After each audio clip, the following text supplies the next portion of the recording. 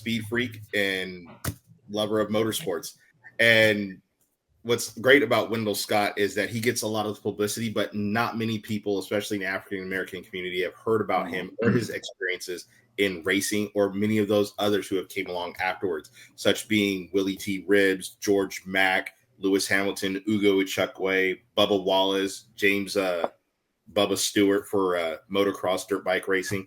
Nobody really hears about that. Or this guy here, who I have a special treat for you guys. This book is The Brown Bullet, and it's about the story of Dewey Gadsden, also known as Rojo Jacks, who was also from our neck of the woods here in California.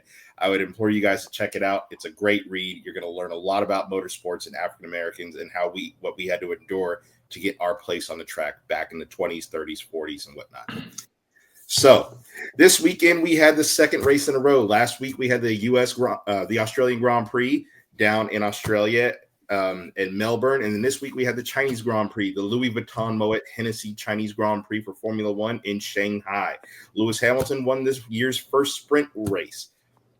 That is a 100-kilometer or virtually close to a half race distance sprint, and only the top 8 positions score points. This is the first sprint race that Scuderia Ferrari has won, and this is the first sprint race that Lewis Hamilton has won. I'm sorry, I'm being disrespectful to Sir Lewis Hamilton because he was knighted a couple of years ago, so he is now Sir Lewis Hamilton, but most people don't know that because, like I said, the black community, we don't really focus on NASCAR or Formula One or any of that sport. We're so indoctrinated or heavily influenced into basic normal team sports such as football, basketball, baseball.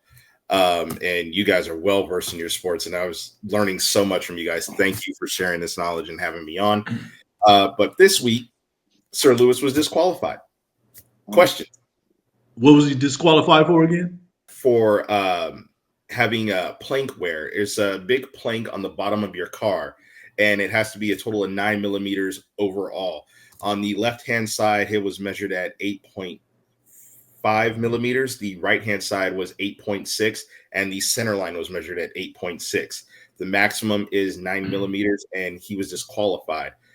An upsetting fact behind that is cars are selected at random at the end of a Grand Prix for measurements and testing and scrutineering, which is we're going to go in over your car and see if it meets all the required specification and rules as to race legality.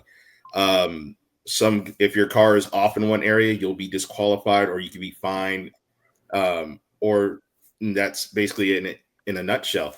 Well, his car was not selected for any of the other random testings, which it was normally, which is odd because ever since 2021, Sir Lewis Hamilton's car has been routinely selected at random.